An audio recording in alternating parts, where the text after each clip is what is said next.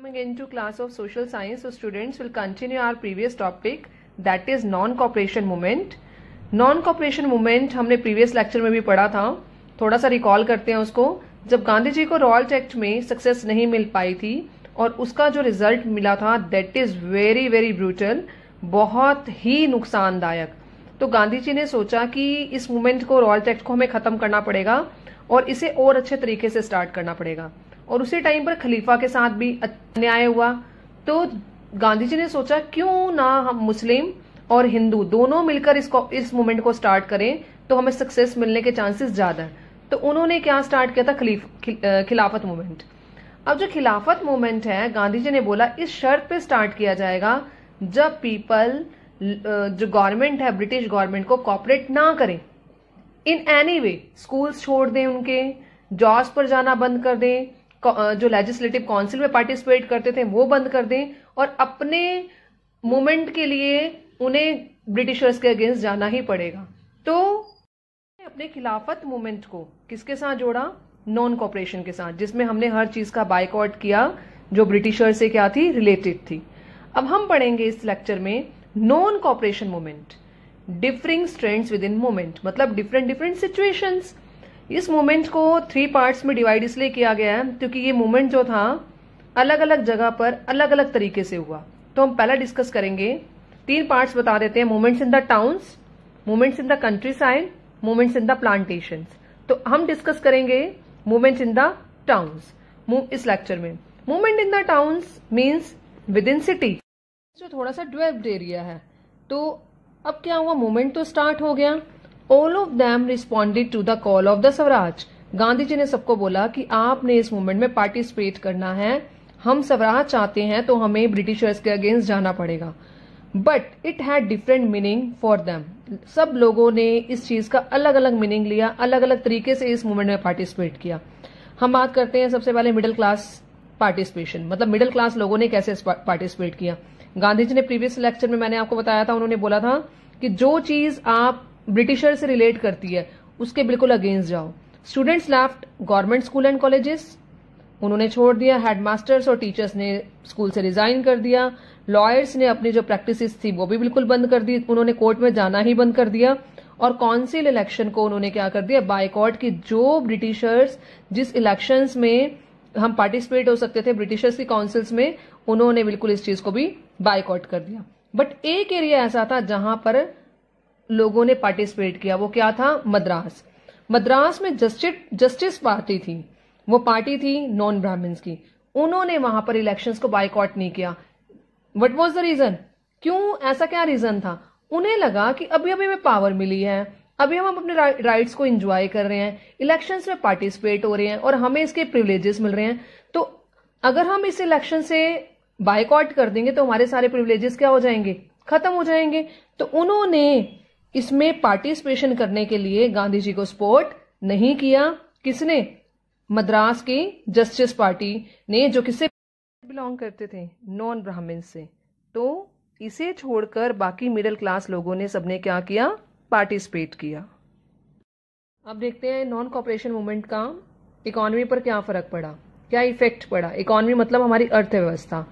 अब जब लोगों ने ब्रिटिशर्स को बिल्कुल कॉपरेट करना बंद कर दिया, उन्होंने फॉरेन गुड्स का बायकॉट किया।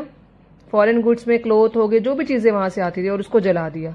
अब जब फॉरेन गुड्स बिल्कुल यूज में आनी बंद हो गई तो उनका इंपोर्ट भी क्या हुआ, दूसरे देश से आना बंद हो गया। कौन से ईयर में, 1921 से 1922 के बीच में। और जो उनका प्रोडक्शन लेवल था, जो इनकी इनकम थी, वो 102 करोड़ से घटकर कितनी हो गई, 57 करोड़। यहां पर ब्रिटिशर्स को लॉस हुआ, उनका जो इंपोर्ट था वो बिल्कुल एक तरह से हाफ घट चुका था। People refuse to trade and invest in foreign goods. जो रिच पीपल थे उन्होंने ट्रेड करने से और फॉरेन के गुड्स में इन्वेस्ट करने से क्या कर दिया, मना कर दिया। और इसके कारण क्या हुआ, जब लोगों ने फॉरेन गुड्स खरीदनी ही बंद कर दी, फॉरेन गुड्स का यूज करना ही बंद कर दिया, अब उसके लिए सब्स्टिट्यूट तो चाहिए। तो इसमें किसका प्रोडक्शन इंक्रीज हुआ, डोमेस्टिक गुड्स का, मतलब इंडियन गुड्स का। लोगों ने इंडिया में गुड्स बनानी शुरू कर दी और उसका यूज करना शुरू किया। तो इस तरह से इकोनॉमी पे फर्क पड़ा, जिससे फॉरेन जो हुआ, फॉरेन इंडस्ट्रीज हुई, वो कोलैप्स हुई, मतलब उनका जो प्रोडक्शन था बिल्कुल रिड्यूस हो गया, एटलीस्ट हाफ रिड्यूस हो गया। और हमारी जो डोमेस्टिक गुड्स थी, हमारी जो डोमेस्टिक इंडस्ट्रीज थी, वो क्या हुई, इंक्रीज होनी शुरू हो गई, उनका प्रोडक्शन क्या हो गया, इंक्रीज होना शुरू हो गया। बट फिर भी ये मूवमेंट कामयाब नहीं हुआ। कामयाब मतलब इसको जितनी सक्सेस मिलनी चाहिए थी उतनी नहीं मिल पाई।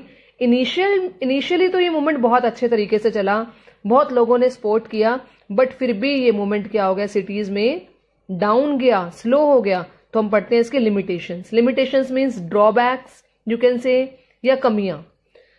Non cooperation movement gradually slow down in the cities. Cities में कैसे डाउन गया, khadi clothes were expensive than mill made clothes, so it's difficult for common man to buy. अब लोगों ने फॉरेन क्लोथ्स तो खरीदना ही बंद कर दिया, इवन उनको जला दिया। अब जब फॉरेन गुड्स बिल्कुल बंद हो गई हैं, फॉरेन क्लोथ बिल्कुल बंद हो गया, क्या उनके पास ऐसा कोई सब्स्टिट्यूट था कि उनको जो क्लोथिंग है वो चीप रेट पे मिल सके? क्योंकि खादी का अगर कपड़ा बनाते थे दैट इज वेरी एक्सपेंसिव, और जो मील में कपड़ा बनता था दैट इज वेरी चीप। और वहां पर इंडस्ट्रीज इतनी ज्यादा थी, मशीन्स इतनी ज्यादा थी, तो जो मशीन से कपड़ा बनता था वो चीप पड़ता था। तो यहां पर लोगों को सस्ता कपड़ा नहीं मिल पाया। अब लोग क्या खरीदें, तो ये भी एक प्रॉब्लम बन गई कि लोगों के लिए मुश्किल हो गया खादी को परचेज करना, as it is very costly. दूसरा, absence of alternative Indian institute. School छोड़ दिए बच्चों ने, अच्छा टीचर्स ने रिजाइन कर दिया, लॉयर्स ने अपनी प्रैक्टिसेस छोड़ दी। अब उनके लिए भी गवर्नमेंट को या तो पहले से कोई ऑल्टरनेटिव इंस्टीट्यूशन एस्टैब्लिश करने चाहिए थे। अब वो बिल्कुल क्या हो गए, बेरोजगार, अनएम्प्लॉयड हो गए।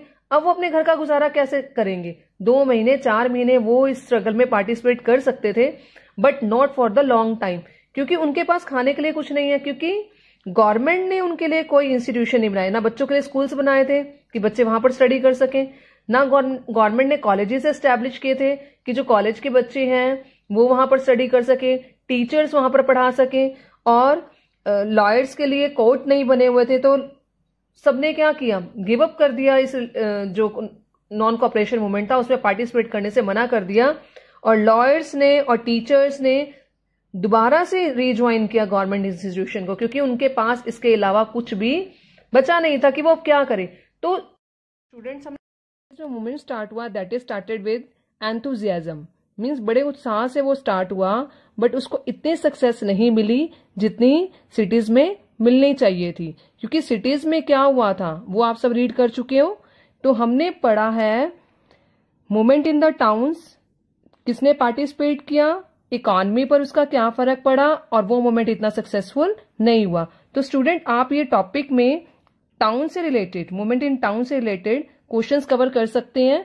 और हम नेक्स्ट लेक्चर में पढ़ेंगे movement in the country side.